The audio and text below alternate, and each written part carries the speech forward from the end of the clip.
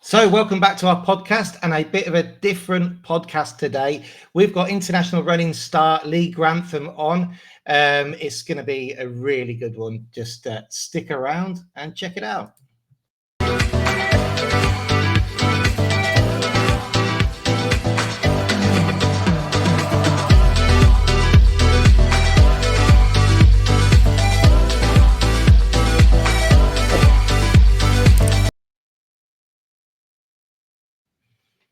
Really got to start working on my intros, or at least scripting them, really, haven't I? You know, especially if we start getting some big international guests on as well. But before we continue, to remember, if you're watching this on YouTube, you can also listen to it on Spotify, and if you listen to this on Spotify, then you can also see it on YouTube. The links are below for that.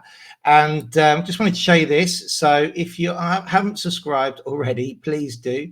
At the moment, over the last 28 days, 59.8% of people who are watching our videos aren't actually subscribed. So if you just hit that subscribe button and hit the bell so you get a notification when we publish a new video. Okay then, so let's bring in Lee. How you doing, mate? Yes, all good. How about you? Fantastic, buddy. Really, really good. Thanks for having me on. Yeah, no, thanks for coming on. I know. When I asked you, you've been moving about a bit, haven't you? Too much travel in the recent past. But yeah, we're in Thailand right now, in the north of Thailand, in Chiang Mai.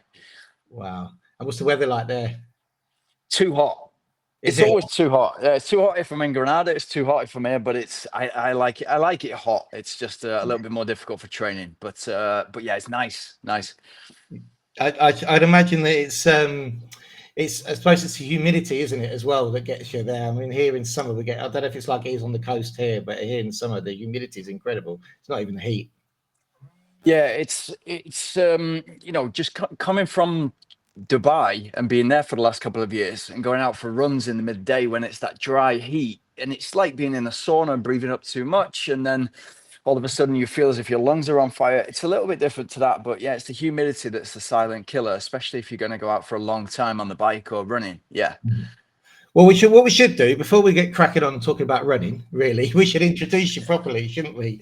So, you know, so I met Lee back in 2012 at a ultra marathon race, and called the Ultimate Frontera, wasn't it? And that was run by what's the name of the company now? Paul's company and Michelle's and Eric's. Can't remember now. Allin Ultra Trail, is it? It's allin.run, isn't it? Yeah, the Ultra Trail. And these guys organise extreme races in Andalusia. There's also a 5-day stage race, which they do. Which I have to say, I did do that one, and I actually got to the end, but it's a bit like Hare and the Tortoise, really. I did all right because I finished it. Everybody else just collapsed. That's yeah. And then we met at the Ultimate Frontera, and then from there, your career just went mad. Really, I think it was already doing very well, and you were extremely fast. But I think 13 years have gone a bit crazy. According to, if you Google you, which I don't think you have done, it was just a bit bonkers. I hope it's all good stuff.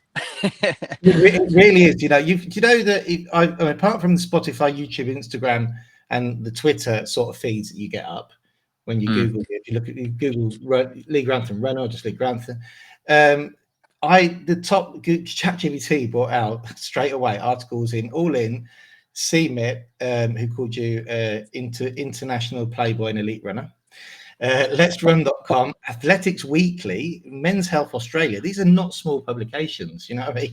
The Grounded Runner, the Athletics Weekly in 2 countries. They're around podcasts. There's just so much going on there. And if you go further down, there's because of the amount of races you've done, it brings up all your rankings as well. So you know, start getting to pages 4 or 5 of Lee Grantham. You've got your Britain rankings, the Power of 10. Anyway, Planet Triathlon. There's an article about when you did 50k on a treadmill. There. Yeah. And the physical training company, it just goes on and on and on. So, I mean, I don't even think you know how many times you've been mentioned as an elite runner. No, and I've seen it a couple of times when people start to have conversations about you on forums and stuff like that. That's a weird thing to look at. And you want to correct them, but you don't want to get involved and let them know that you're actually reading that kind of stuff. But yeah, I guess it's just if you're involved in racing all the time, then there's going to be low news weeks when you can pop up on a men's health, etc. Yeah, I mean, when you say involved in racing, I mean, I think that's, I think you're very, very, very, very nice to yourself there. You're not just involved in racing. I mean, over the years, you have won some very prestigious races. What was the 100K race? I'm looking here. Were in Italy, which was just like articles on that, where you the only Brit to ever win it, apart from a guy called Dom Ritchie. And I went down that rabbit hole, and he was an absolute Scottish legend. Yeah. And you won that. Tell us more about that. I got lucky that day, mate. I ran I ran an average time, but just one of those days when everything's going wrong, but you just got the bit between your teeth and you just really fancy it. And the tactic was that day at Passatore was it's this. I love races like Valletta as well, where there's loads of history. You're going back 35, 40 years, and there's people who have been there at Valletta, for instance, who have won the London Marathon, but they just happen to have done Valletta, and then you get to really test yourself against the greats. And yeah, Don Richard had won that twice, and so I wanted to follow that path and sort of do the race. But my tactic was stay safe until 50K, take it easy, and then try and attack. And after about 20K, I found myself in the lead, and then I was just being chased by, I don't know, 4,000 or 5,000 people. So it was a terribly executed race, but yeah, and even there's a video where I crossed the finish line, and it's just sheer disbelief on my face. I just can't believe that I've not been caught, and now I've been lucky enough to win it. And then all of a sudden, people are handing you margarita pizzas and beers and stuff like that. And it's a big party afterwards. But it's like in Spain, and that's what I love about Spain. It's like the religion is sport, and when you're in it, it's you cannot get better than that, because I think it's the best thing in the world, sport. Yeah, no, absolutely. And you mentioned, so yeah, just to reiterate, we're talking about 100K race here for anybody who watches channel, because I don't think there's many ultra runners. I hope there would be watching the channel, but a lot of people are thinking, well, 10K is all right, but 100K, that's a long way. And I know you've done longer races as well. But yeah, you touched on there talking about Valletta. Now, Valletta, just to explain to people who are listening, the Pico Valletta is the highest peak, I believe, in Sierra Nevada, isn't it? Or is there one behind it? I don't know. Anyway, Second. You can second highest peak, and you can get to it basically walking using the trails. In the summer, I mean, I did the last 15K of that race with Paul, believe it or not, from Access Sport and the Loose Ultimate Trial, and there still has snow. They had to cut out snow, right? It's in August, this race, isn't it? Yeah. So just to explain to everybody, this race is a legendary race which starts in Granada and ends up at Pico Valletta, and I believe it's about 50K, isn't it? Yeah, it's 50K. So it's it is the most beautiful race in the world, bar none. It starts in the city of Granada, which, for those of your viewers who live other places in Spain, for me, it's the most beautiful city in Spain. It's historical. It's got everything. Life is just completely different there. And then it finishes on top of Valletta, like not far from the summit. So when you finish, you're looking back over the course that you've just ran. And you're up at high altitude. You've just gone through snow, because the snow is usually still there in August, and you've come in sort of like 40, 45 degrees Celsius. So every race says, oh, we're the hardest race in the world, or we're the toughest race in the world. That actually is the toughest race in the world. Yeah. And so yeah, I just fell in love with it as soon as I, like, it was a girl called Bridget, who we both know, who was into running, lived in Malaga, who invited me in my first year in running. So I had no right showing up to that, because I'd done a couple of 5Ks and a 10K. But once I did that for the first time, I just thought I could maybe do this for a living.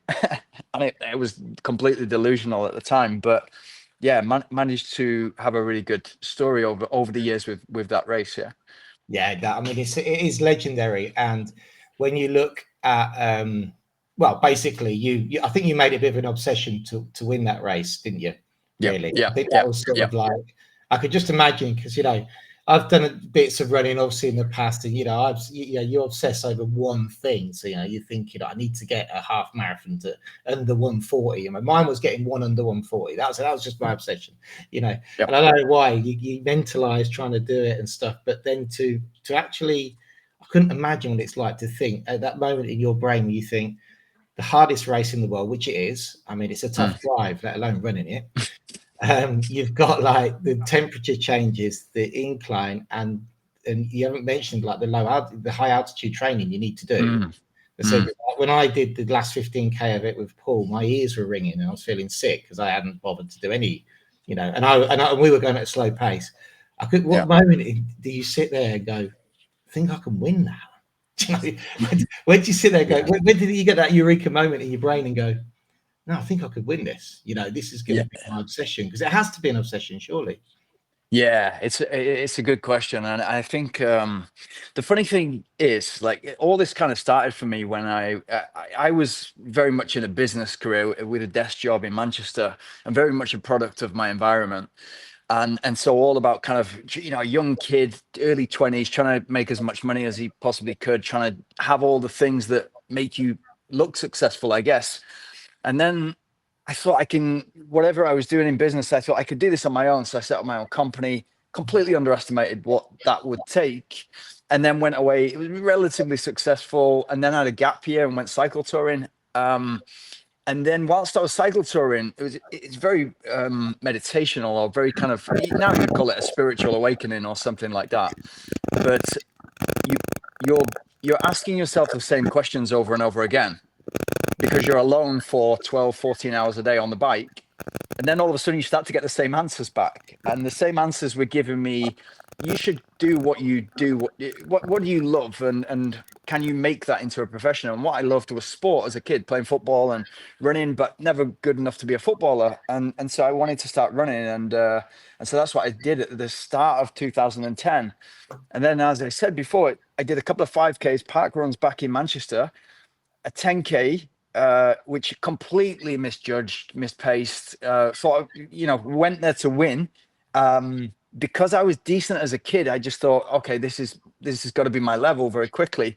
Completely underestimated the 10K. I had to stop maybe 4 or 5 times, and then posted it on Facebook because I was so happy with the transition that I'd made from basically like a young idiot living in Manchester, as my dad would say, a yuppie, kind of going to the right places, drinking in the right places, all this nonsense, wearing the right clothes, to all of a sudden I feel as if I'm with my tribe at the end of the Manchester 10K, and we're only interested in each other's times and how we're training and all that kind of stuff. So I posted this picture on Facebook, and then Bridget contacted me and said, have you heard about Valletta race? And I was like, what do you mean it goes above a marathon distance? And all these types of questions that new people to running have. And then it did turn into an obsession. But that first year, my only thing was to try and finish it less than the cutoff time.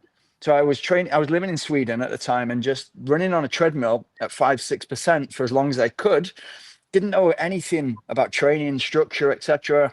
Didn't know about nutrition, anything like that, but just went there, and I managed to finish it. And I guess for the first time in running, I was stood at the top of Valletta feeling emotional. And I'd already made the decision when I landed in Granada that I've got to live here at some point in the future, because this is as good as I've ever seen it. And by that point, I'd traveled quite a bit in Asia and Europe. And so I'd seen other places and thought, this is the best I've ever seen. I need to get here. And that's essentially what happened in the next couple of years. Because I just to reiterate, I've seen the end of it twice, and one time I did that last bit. And when you get to the end, there are people on there, especially, I don't think once you get to the point where you got to, you'll see this, but you'll see it right at the back end. There's people on their hands and knees crying to try and get to the end. I saw that with my own eyes, the rocks. There's one guy, and there's guys there with like the marathon, the silver blankets, and until they cross the finish line, you can't help them. You know, Yeah. and there's this one guy that we saw, and he was trying to, the Spanish guy, and the Spanish are amazing runners. You know, you get, they're all like bloody mountain goats, a lot of them. And this guy was just like, I won't tell you what his words were. They said, "We're going to come and get you." I'm sorry. He's like, "Don't you get ready to get it." You know, Yeah. I go over that line, but his legs are gone. His legs are absolutely gone. That was it, you know. And he made it, and then obviously, so that's the extent of that race. You know, that's how tough it is. So you finished it, and but then what happened? Yeah, and then we were sat down at Prodolano, which is the ski village, and I'm sat next to Bridget and Pedro and Susanna, and I said, one day I'm going to win this race, and they were like, Pedro was like, calm down, you've had a good day, but I can't remember where I finished. It was maybe in the top 40, so I had something, but it wasn't the pedigree of somebody that could win it. But I looked at these guys on the podium and just thought they were nothing like I'd ever seen. I've been to, like, not me being on stage, but I've been to see bodybuilding competitions. I've seen top level cyclists. I'd never seen anything like these mountain goats that were just all legs and these tiny little upper bodies completely fit for purpose. And it wasn't a case that I wanted to look like them. I just wanted to have that level of dedication for something without opening my mouth. Just, you know that there's 10 years behind those legs.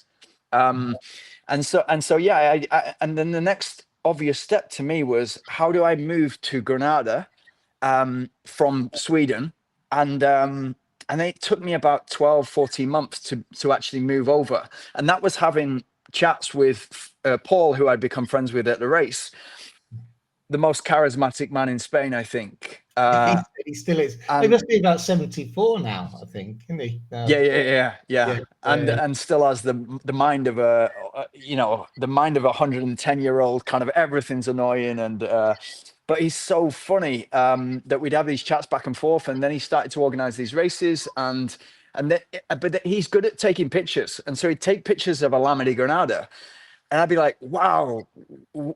Is it possible to live there? And then eventually he set me up with a house. So without Paul, I wouldn't have found the house that I lived in Alhama de Granada for a year. Got over there in January 2012 maybe. And so I'd gone from Sweden, minus 30, where I was living, to Alhama de Granada, up at altitude, I think 1,100 meters. Yeah. And that was maybe -5 at night, but it felt like -55 because the houses are not built. So for about 3 months, my job was just to, like, put wood on the fire and keep one room warm. And I thought, what have I done? Like, I'm moving to Spain, and it's beaches, it's hot weather, etc. But yeah, it was the right move. And I guess from my point, it's more about the level of commitment for the running. It's like, okay, I'm going all in, and that's what I'm all about. So yeah, and it just changes you when you, like you said before, when you're focused on one thing. It changes you. Yeah. Yeah, I imagine. And how did you adapt from being in Sweden to, like, Sweden, Alhama de Granada? I know Alhama de Granada very well. It's very traditional. It's very Granada. When I say it's very Granada, it's like, the people are Granadinos. Even the accent. Sometimes there's a guttural accent to the Spanish that they have. That when my mate comes from Loja, who's native, and comes down here, even some of the Malagueñans struggle. And you see, you've gone from Sweden, suddenly you've gone to this town, which is a beautiful town, but obviously it's different food, a completely different lifestyle, and then you've got to mold that to your training for your ultimate goal for the hardest race in the world. Yeah, it's funny because those people from Alhama de Granada, they're salt of the earth people, as we'd say in the north. Yeah. So initially they're suspicious of me. Why is this guy from Manchester coming to live here? What's for him here? How does he work? So therefore he must be involved in something mischievous. But I remember I'd go for this coffee, this cortado, first thing in the morning, find the sun because it was so cold in my house. And then I think the first day, a guy with a goat on a lead came and sat next to me. I'm like, and then a guy with a donkey came, and the donkey was working, and that went past me. And I thought, I'm in a scene of Alice in Wonderland here. This is as weird and wacky as I want it to be. And it's and then somebody's coming delivering the wood, and I went into Deer, which was the only supermarket there at the time. They didn't accept credit cards. and so I'm like, what is going on here? What year have I landed in? And but at the same point, in every direction that you cycle or run, you're in a postcard, and that's exactly what I'd seen from Paul's pictures. So yeah, I adapted really quickly, and then found friends and realized that these people, they genuinely are like some of the best people I've ever met in my life. Yeah, no, it's an amazing place. I remember going up there with Paul once. I can't remember what we were doing. It was something to do with Al-Andalus, the 5-day thing before. My obsession with that race came very much like that, because I met Paul and I was obsessed about trying to finish it. I only did it once because of looking at the runners and thinking, these are normal people. What really fascinated me about it was the nutrition and the way, just the way that I used to look at them and think, how are you allowed to drink? I remember saying to one of them, I said, are you even allowed to drink coffee? I mean, come on. So, because the first race, when I was watching these amazing people, I was thinking they're running 6 marathons in 5 days or something like that. And how do you even do that? I didn't think that was physically possible. I didn't even think it was a thing. That was what I, and then you start researching it and going, actually, there is this whole community of really crazy people who run amazing distances. And and I was up there with Paul doing something, and we went to a bar, and this guy just came in with like loads of partridges, whacked him on the bar next to me. I was like, "I'll have a beer, please." I'm like, "Okay, all right, just leave him there. That's all right." There's like one of them doing that a little bit, and he's like banging it. It's like, oh my word. Where Paul said, "Where you brought me to?" And I'm quite used to like Andalusia in Spain, but even as I say, it was that kind of town, isn't it? Yeah, it's lovely. It really is magic. And last summer I took my girlfriend there, and I was like, this is where Spain all started for me. And the same people were working in the same places that they were kind of 15 years before. And it's kind of it's just a different way of living, I think. And it's something that you and I have. I don't know whether this is fortunate or privileged or whatever. You and I have been fortunate to, for some reason, say I can make life work in a different place. And then think, how can I make it work for you? Your Spanish is brilliant, so it would work anyway, even if you were working in a factory or whatever. But we've grew up in this age where now it's possible to have online work or to make something into a career. And I don't think our parents had that opportunity, or it was maybe for the people who had made it, they'd made the money already and been able to move across. And different now. Yeah, you're absolutely right. I think I'll just explain. We've lived and I feel very privileged to have seen have grown up in the sort of digital era where we've gone from analog. We knew what analog was. We understood it. So I'm 47 this year. And then there's this whole new world, which is still opening up. I mean, it amazes me. I've always been like technologically challenged, the computer. And but with the stuff that's coming out now, it's like it's for idiots like me. And be able to live in that era and it still fascinates me is amazing. And it's I think we're very lucky in that respect. Us call it luck. But going back to the running, so it just reminded me there when I was talking about the racing, because obviously you put yourself in that position with this obsession of winning Veleta. And when there was the big race, which is still going, Andalus, the 5 days, there was a lot of the guys who turned up, really good runners, just not acclimatized. And no matter what sort of training they did, I've seen so many of them, like, they collapse or fall by the wayside because the terrain is just that tough, isn't it? Yeah, it is. Yeah, and that's the thing. You're battling the heat, the altitude, the snow, the wind at the top, and it's ridiculously windy some years at the top. But that's the thing. It's a cheat code if you can move to the course, be training on the course for as much of the year as possible.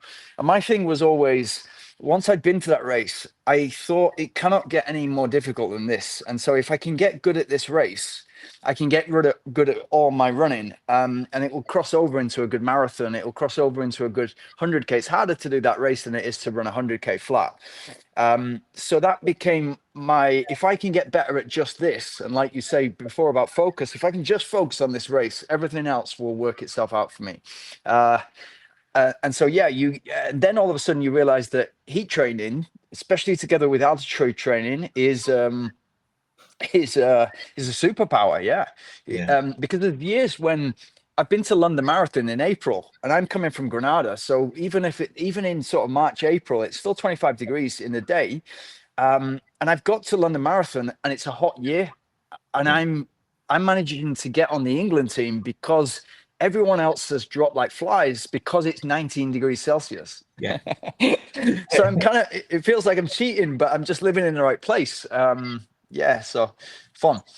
So tell me about 2017 then. You haven't finished in the top 40. You're at the start line, and you've done an awful lot of training. I remember following you and just seeing like the altitude training, and there's quite a lot of images of you going up the the iconic bit towards the end before you get to Prado Llano and you turn up, on that road.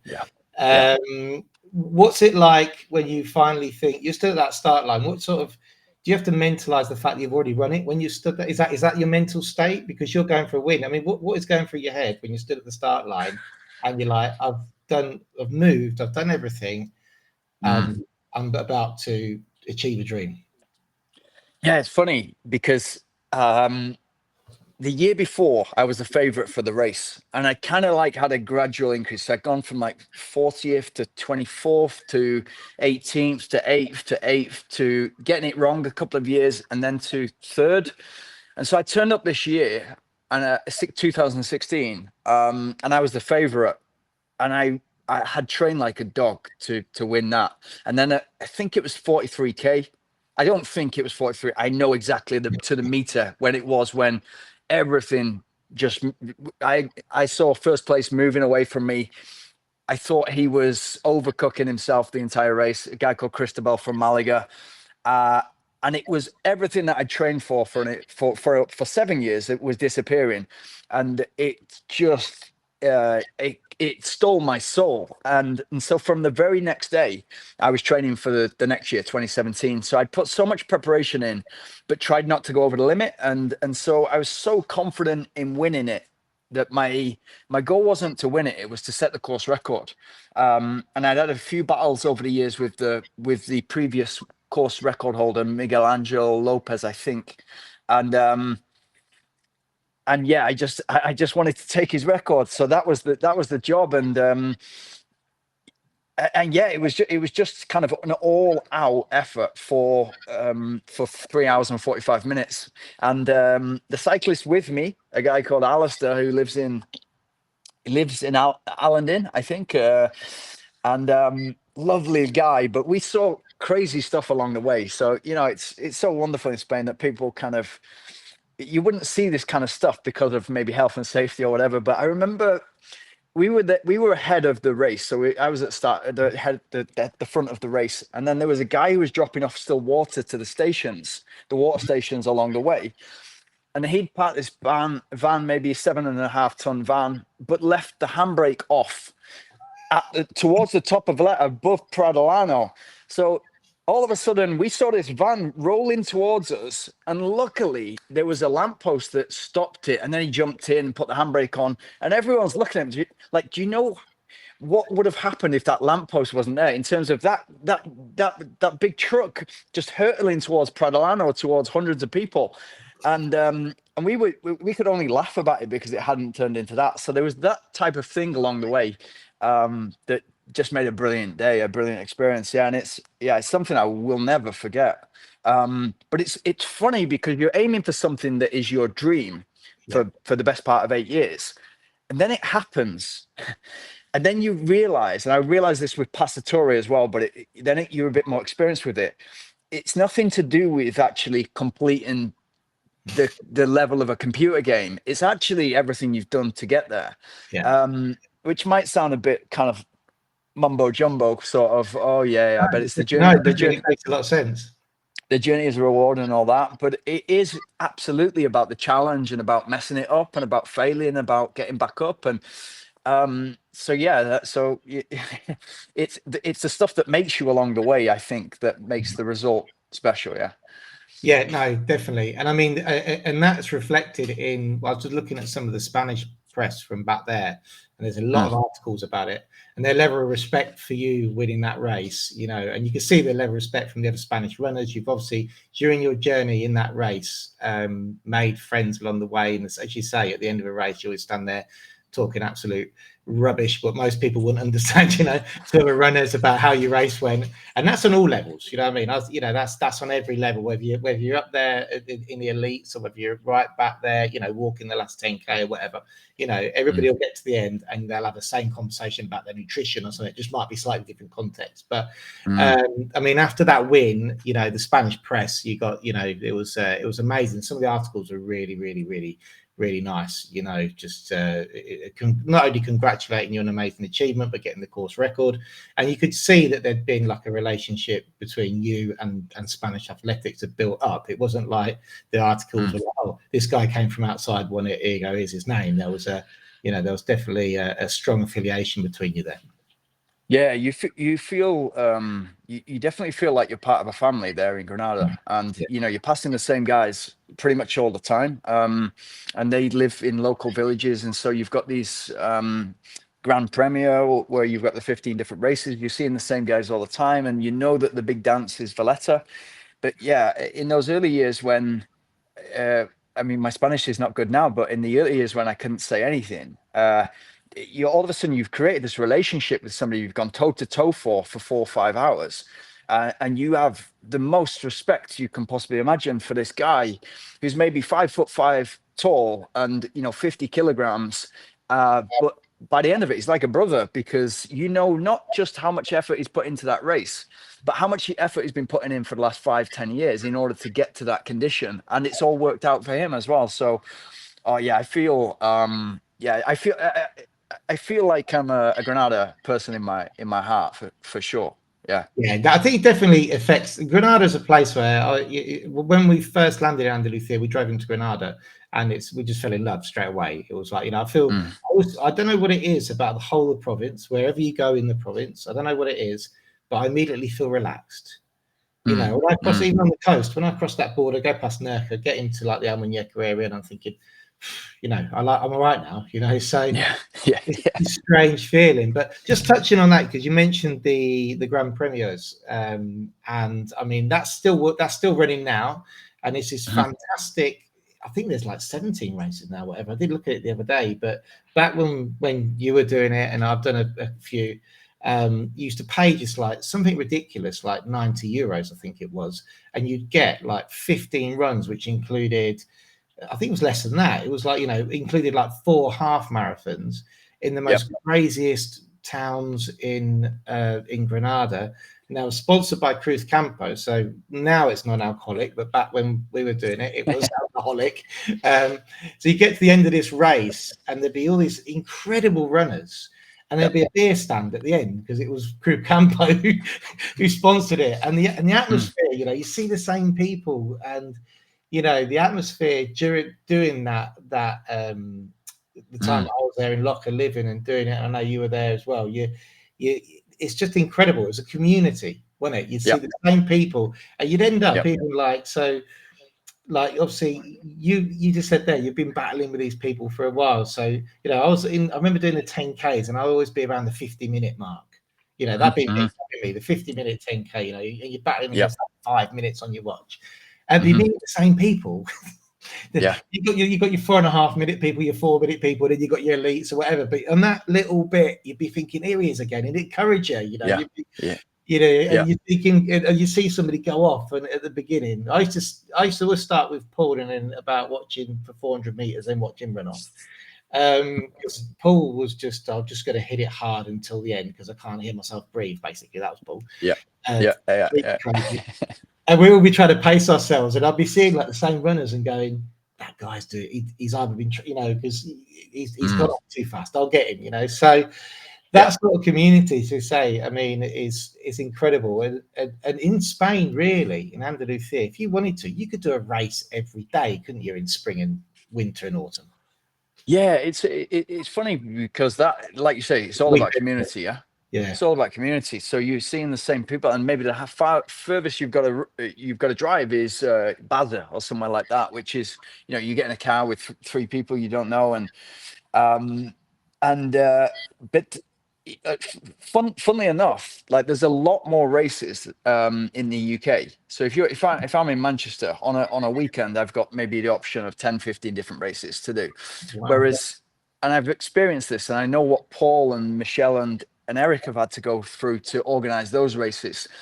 It's not easy to get something off the ground, and I've tried with a park run, which is, it's a proven method from the UK, but in I think 2,000 parks in the world. Tried to sort of explain and work with the right people. Wasn't going to happen in Granada, where there's massive demand. And also with a marathon, I wanted to make a marathon from allin.run, which I'm pronouncing wrong, I know, to Trevelez, and then 1 year up and 1 year down. But I remember the conversations that I was having with like loads of passion to try and get this off the ground and say this is going to be the most beautiful marathon in the world, and then I would have to go and sit with each individual town council, not via a group email or WhatsApp chat or something like that, but go and see them between the hours of 10 and 2. And if one of those little towns that had maybe 300 people said no because of safety issues, or we don't have the fire brigade here, or we don't have whatever, then it wouldn't get off the ground. And so, so the fact that it's testament to Paul and Eric and Michelle that they've been able to battle and get that stuff and get the right people involved. But yeah, there should be a lot more. There should be a lot more, Chris, because it's not only those adults going out and racing against each other, whether it's 50 minutes or 30 minutes, it's the kids getting to see that is what mom and dad are going doing every weekend or every other weekend. And kids obviously copy what we do, not what we say. So it's it should be more. But having said that, there's obviously a lot of sport in those areas. Yeah, I understand what you mean. So, like the bureaucracy here is absolutely mental.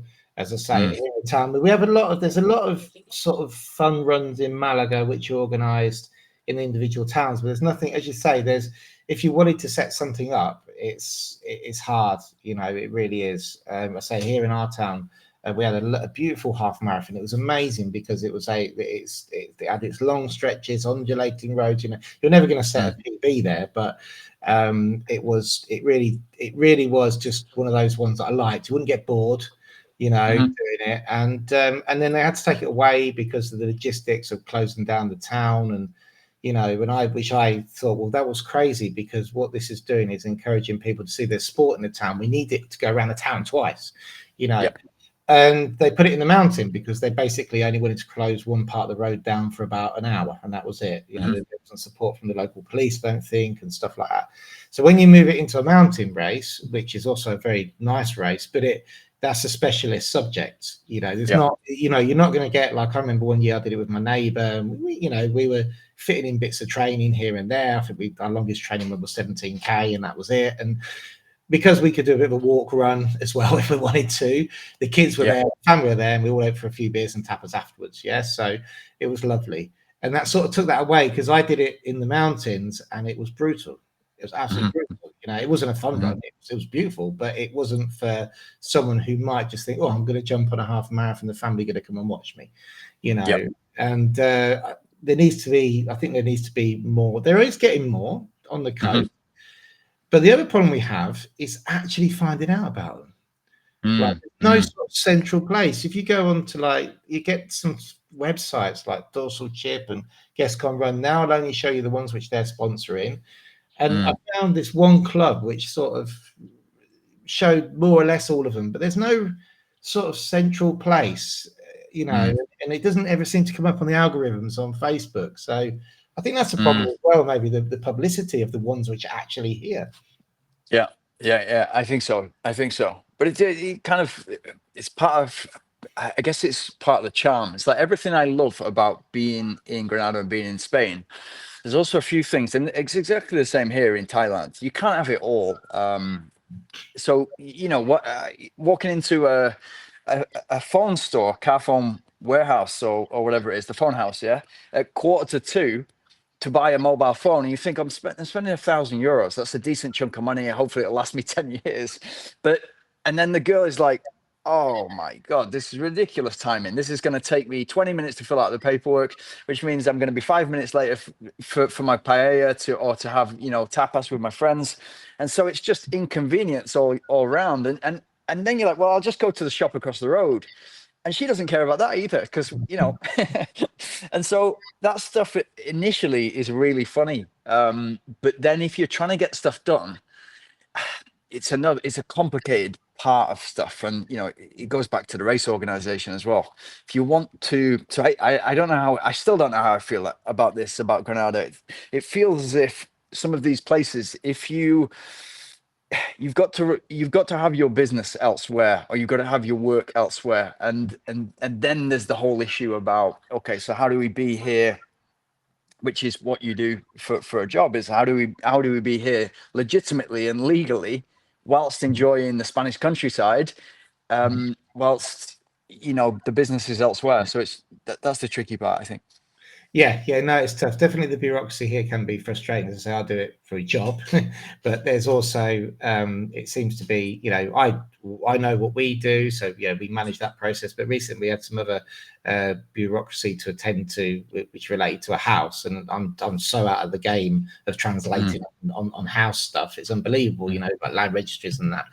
And even for me, it was, oh, wow. See, things haven't changed, have they, John? It's just a pain in the bum as it was back then, you know. So, unfortunately, yeah. Now you touched there. So we touched on there, and I was going to mention it about your marathon. Apart from the fact that Pico Veleta was 3 hours and 50 minutes to run 50k uphill, is like, I mean, you couldn't drive it in my car that quick, I don't think. You know what I mean? That's just a crazy. That's it for me. It's incomprehensible. You know, well, it must be like running at that speed, must be amazing.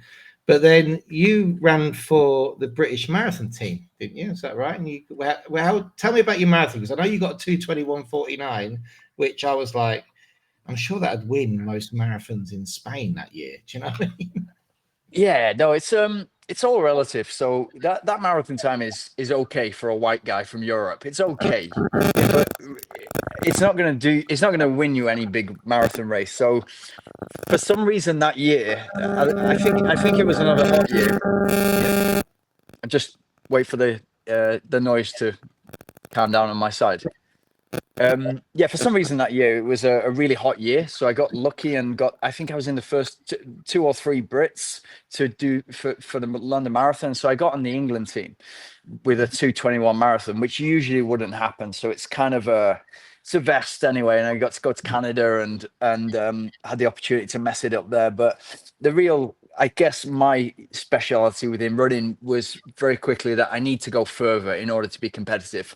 So getting on the Great Britain team for the 100k ultra running, that was my bag. So a few weeks after London Marathon, I went to Holland. There was the British Championships and did okay there and got the win. But then, yeah, you're in that Great Britain vest, and it's like, wow, this is, you know, what dreams are made of. And it's actually, you know, what I said I was going to do 7-8 years ago, it's actually coming true. So yeah, it's fun. And that transition, I mean, just to explain, like, you know, not many people who can run a 2:21 marathon are ultra runners, right? Mm-hmm, So, mm-hmm, mm-hmm. you know, that's again, it's like, okay, so fair enough. 2:21's not going to win you any huge marathons. I think some of the smaller ones I've been in Spain, it would definitely win it. But you know, making that transition from being an ultra runner, right, to that, you know, because I don't, most people train to that, you know what I mean? So there's a lot of credit there to be given, you know, because that's another level, isn't it? You know, that's trying to take those legs a lot faster. You know, you're down. I don't know what the minute kilometer is on that, but that's incredible. Yeah, it's funny. It's like, because it's London Marathon, it's home soil, and I very rarely run in the UK. It's usually around the Europe or around the world. 2016, I went for it then. I went for that sub 2:20, which is a big milestone, and ran a great first half, which a lot of people do. And then the wheels fell off at about 25k or something like that.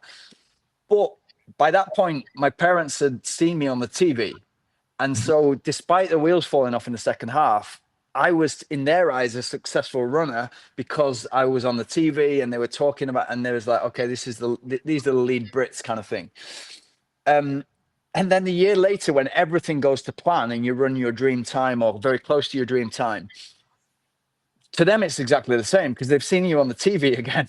So those 6 or 7 minutes that go, in my mind, go from failure to success, they don't care. And that's the thing that you realize is nobody else apart from you cares about what you're doing pretty much in life. Yeah, but definitely in running. And then also your dad, you know, for our generation, your dad will very quickly bring you back to the ground. And for me, it was like in 2017 to get that time, and then, you know, call, I've got the England vest, etc. He'd be like, wait a second, the winner of this, you know, Eliud Kipchoge ran 2:03. That means he's had a shower and he's back at his hotel by the time you're finished. So it's all relative, and it's all kind of like, well, yeah, when it comes down to it, you're just as good as you can possibly be, you know. So it's I think very it takes you grounded. a lot away from yourself there, but it is. I understand what you mean. I mean, it's like one of those things, isn't it, where I think it's one of the things, if you start and stop running, like I historically have done in the past, but you've been at a certain level, even if it's just a fast fun run level, then that actually, when you start running again, you mentally, you know, it's only you. It doesn't matter. Yeah. So, I mean, if you come in at 1:45 or 2:15 on a half marathon, right? You're the only one that cares, right? Yeah. But Yeah. put this mental block on yourself, going, well, if I can't get to there again, I'm not going to do it. Which is the very worst thing. I've done it myself. I've suffered it now. I hold my hands up. I've gone out for a run and go, wait a minute, I'm extra 10 kilos now. And I will remember when I battled for that PB that one time, and I don't think I'm ever going to get there, so I'm not going to bother. You know, and I think there's a mental attitude there that you have to try and switch in your head, isn't there? Yeah, it's really interesting, that's the bit that I really find fascinating about sport, the psychological side of, you know, what makes the top 5 in that we've ever seen, the Michael Jordans, the Tiger Woods, the Ronnie O'Sullivans, what makes them people different to everybody else who's gone before. And you know, long careers in football really interest me, like Paul Scholes and Roy Keane and those guys who have been good for 15, 20 years, not just had a couple of good seasons, but they've been at the top level. What keeps them hungry in those kind of that second 10 years? That's fascinating for me. Yeah. And that brings us nicely on to what you're doing now. So you know, I'm creating segues here for you. You see. This is good. You can tell you've been on YouTube for a while. Do you know? This is good, nice and easy. I haven't even looked at the notes. You know. So so now you're on YouTube, and you're working remotely. I think you're coaching people. Tell us a little bit more. Let's jump forward a little bit. I've got some. I mean, your channel is amazing. I say I've got some. I've been watching bits and bobs, and now that we're subscribed, your shorts pop up, and it's very, very motivating. In it, but a lot. It's not just, there's so many channels where people are, oh, you need to do this if you want to go this fast. It's just so much more about the mental attitude, and there's a lot more mental coaching as well on there. Just tell us a little bit more about what you do. Yeah, I guess if you would have said like 5 years ago, you're going to be a YouTuber, or you're going to, you know, be posting every day on YouTube, I would have laughed. And that concept for me was very strange for a while. And you know what it's like, just talking to camera is a skill that you need to, and it's very weird. It's like I'm talking to my phone, and it's just me and the phone, and so you get past that. But then I guess that I always thought with running, there's going to be a sell-by date here, and I'll get to a point where I'm not competitive anymore. And what does that look like? And to me, it was like, okay, full circle, going back to the desk job. Tried to do that for a couple of years, drove me a bit mad. Just because people who I was working with weren't passionate about what they were doing. Whereas in running, if you're where I was, you cannot not be passionate about it. You cannot not be all in, and that's why the channel's called all In, or the brand is called All In. So for some reason, I started to, during COVID, I was coaching kids here in Chiang Mai, 2 different schools, private school and an orphanage. So you got like polar opposites, the type of children. but in COVID, they didn't have access to, I couldn't go there anymore. So I started to make YouTube videos. And so I knew that I could do that. And then for some reason in 2023, I started making videos again, just because I knew I was leaving the running world. I didn't want to let go. And so I just started to make what I'd kind of learned along the way. And then that's turned into me just having a much better grip on coaching in running, which is brilliant, because people kind of, I really believe on giving a lot of this information away for free. So you can put together a training plan from my YouTube channel and train towards whatever you're trying to train towards at whatever pace you're trying to achieve. And I feel that the more you give away, then the more that people can see what you're all about. And you can't fake it for 500 videos or 1,000 videos. Yeah. So you can't like pretend to be somebody. You've just got to be yourself. And I think that's really valuable. And that makes it easy. I think it'd be difficult to act every single day. So all of a sudden you've got people approaching you that already are bought into what you're all about. Which for me, because I was working in recruitment, the funny thing is you call in a company and you are nobody. You're just another recruiter in 10,000, etc. But you're verbally telling them why you are the best option for them to find you the best person. And equally the same with a candidate. Whereas with this, you've already proved that. You've already proved it with your results. And now you're proving that you know what you're talking about with coaching. And so, yeah, it makes so much more sense. Yeah, I'd imagine me say when people see, as you say, you can't act every day because you everybody has a good day, a bad day, whatever. But you just want to get the information out there. And I think now in today's world, especially here on the Costa del Sol. Now, when you look at the businesses here, there was always this thing, especially in our industry, about how I know information, you're the client, you don't know it, I'm going to sell that information to you. Mm-hmm.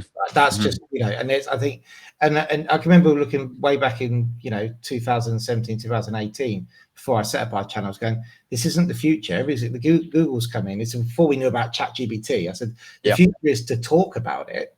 And if people need help with that, they'll then contract you.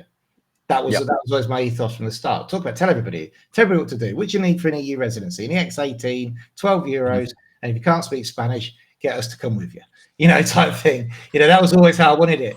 And and it's very much the same for you. So it's like, it's no good you saying to people, well, I can take you to this level, just pay me this. And no, you're getting all that information out there. And then people can contract you, though, if they want to take it to that next level and have that personal training, can't they?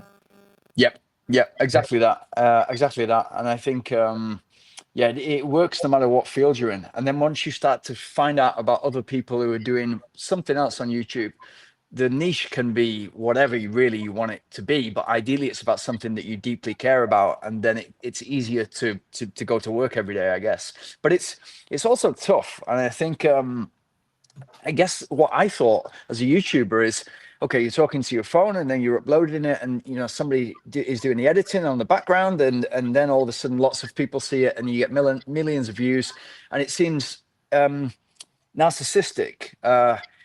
Whereas probably what I was already doing on Instagram, because sponsors want to see that now, was already as narcissistic as it can possibly be. It's kind of like you go out and you have this race where, like at Passatori, I was awful for 90% of it, but I'll take the best picture possible, that winning picture crossing the finish line. That goes on, and that's just social media.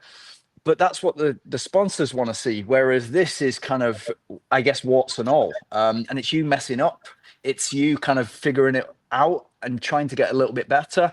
And the funny thing is, I approach YouTube in exactly the same that I approach running.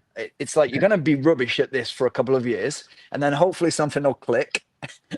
And then hopefully you can learn off other people. And then hopefully your process refines and you get a little bit better at presenting. And then it all come together in the end.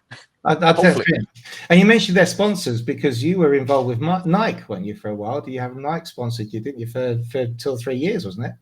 Yeah, I was with Nike, and then then with Kraft, a Swedish company, for a while. Yeah, and then you kind of have to chase for those things as well. So nutrition companies, and as a runner, you're only wearing so much. You only got your shoes on, your kit, and so if you're a triathlete, if you think about it, there's like 50 bits of kit that you can all be sponsors.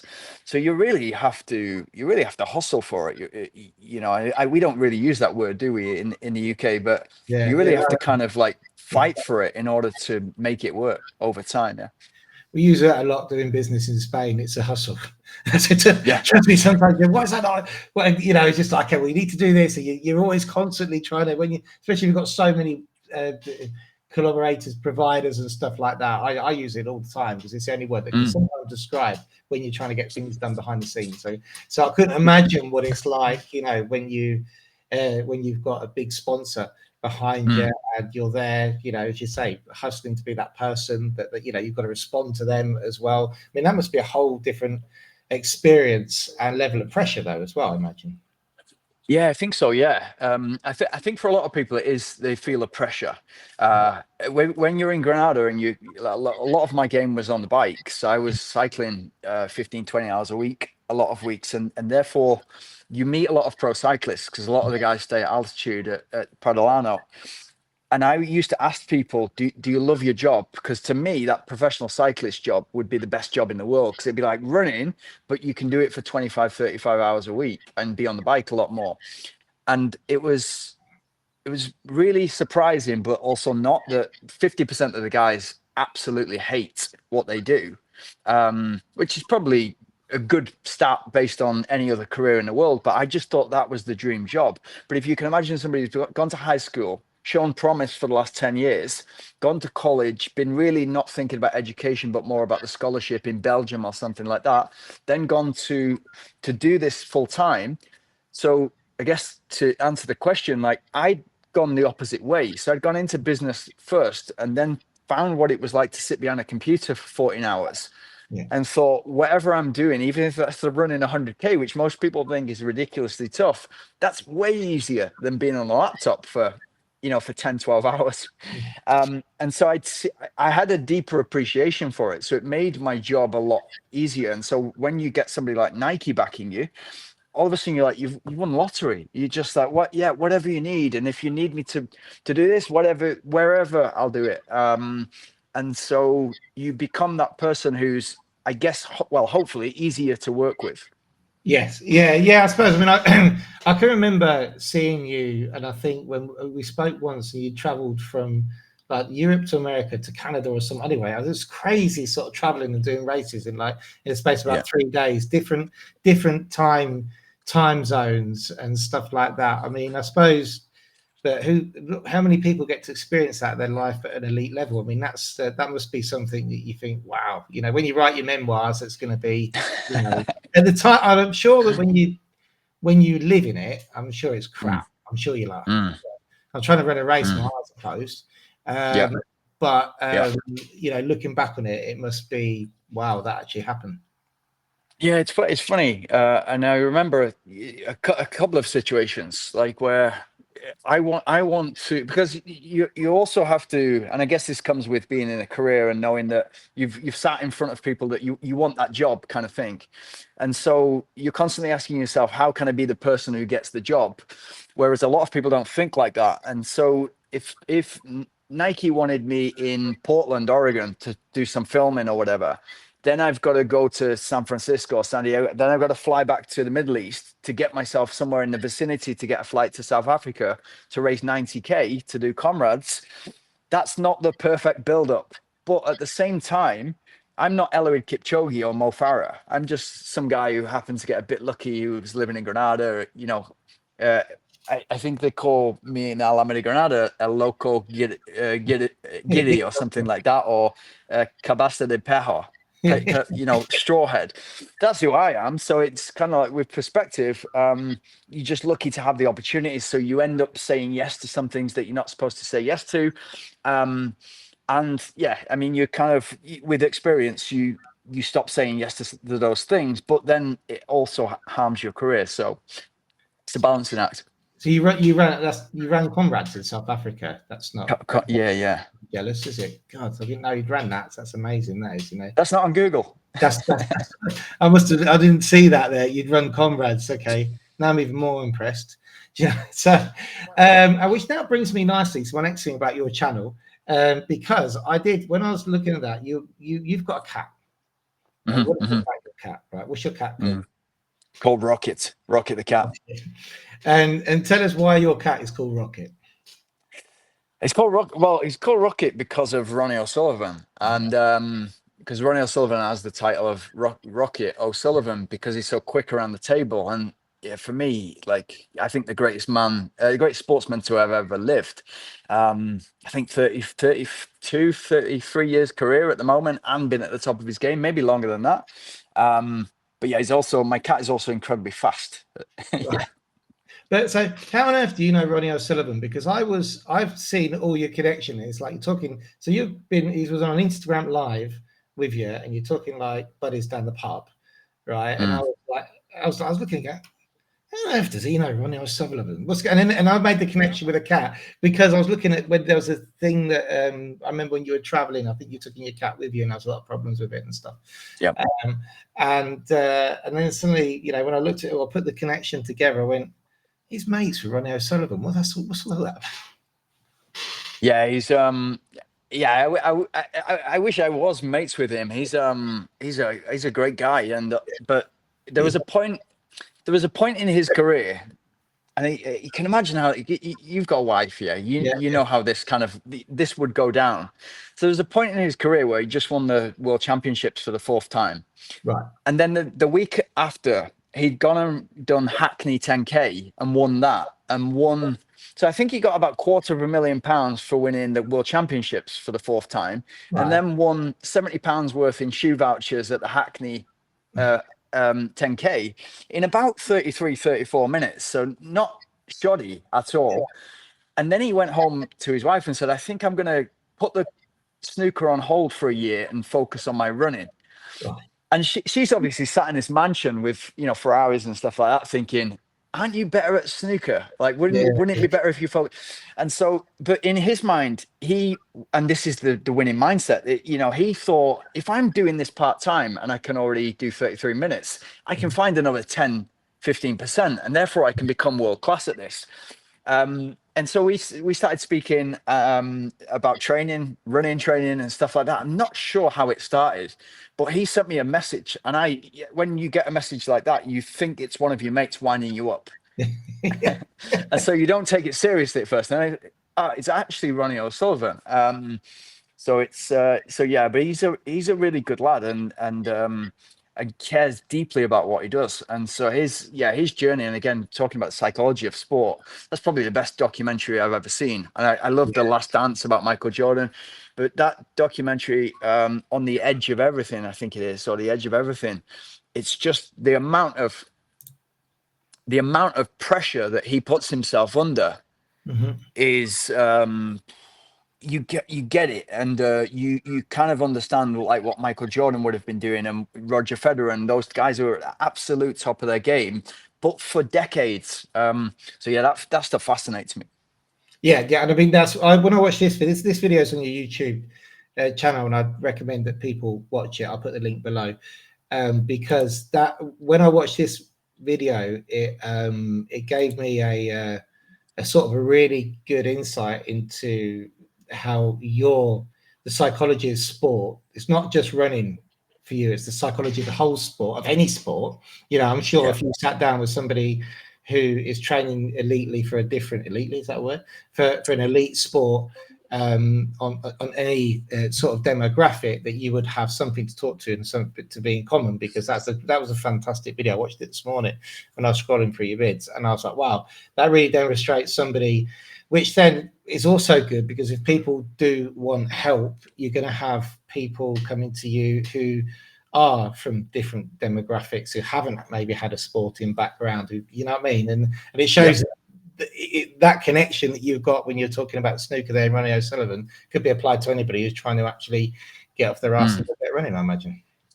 Yeah, and I think when people see that kind of stuff, it's really good for them, because everyone wants to be Michael Jordan, but they really don't want to be Michael Jordan. They want to be the guy who hits the shot at the buzzer to win the game. They want to be that side of Michael Jordan, which is the 1% of him. They don't want the level of selfishness that it takes for a long time in order to keep being that guy who hits the winning shot. And you see the pressure that Ronnie puts himself under. I don't think anybody would wish that upon the worst enemy.